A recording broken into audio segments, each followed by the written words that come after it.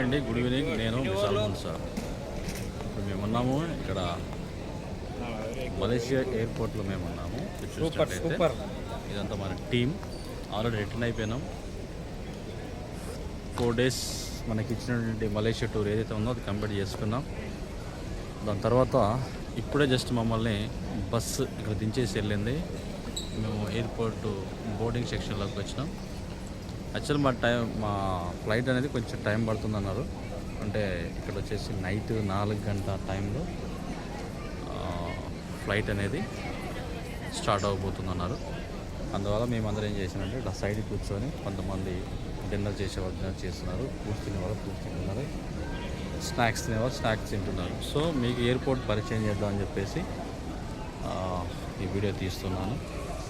చూడొచ్చు, చాలా అంటే చాలా ఎక్స్ట్రాడినరీ లెవెల్లో, ఒక చైనా లెవెల్లో దీన్ని ఫామ్ చేశారు. మంచిగా కన్స్ట్రక్షన్ చేశారు, బాగుంది.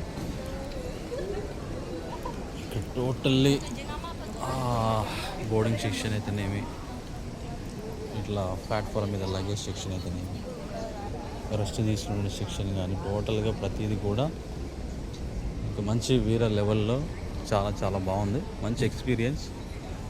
ఎస్, మలేషియా అంటే చాలా నీట్గా ఉంటుంది, క్లియర్గా ఉంటుంది అన్నట్టుగానే 2 లెవెల్లో ఒక మంచి ఎగ్జైట్మెంట్ అయితే ఉంది మాకు. సో ఇదంతా మీరు కూడా చూడాలన్న ఉద్దేశంతో మీకు ఈ పరిచయం చేస్తున్నాను. Thank you so much. ఇట్లా అందరికీ మీకు చూపెట్టడం అయితేనేమి, వివరించడం అయితేనేమి. సో ఇది అవుట్ సైడ్ మన 3 మెంబర్సే.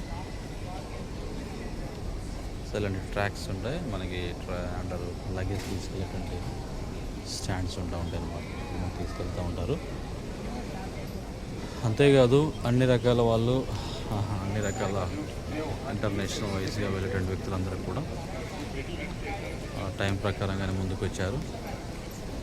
సో ఇదంతా మన టీం అండి, విజయవాడ టీం. ఇలాగే చూడండి ఎలా ఉంది. 2 లెవెల్లో వీళ్ళంతా ఇది అవుతున్నారు. ఇదంతా ఫారెన్ సంబంధించినట్టు వ్యక్తులు అన్నమాట. ఇది పరిచయం చేయొచ్చు. ఇది ఎయిర్పోర్ట్, మలేషియా సంబంధిత ఎయిర్పోర్ట్. ఓకేనా?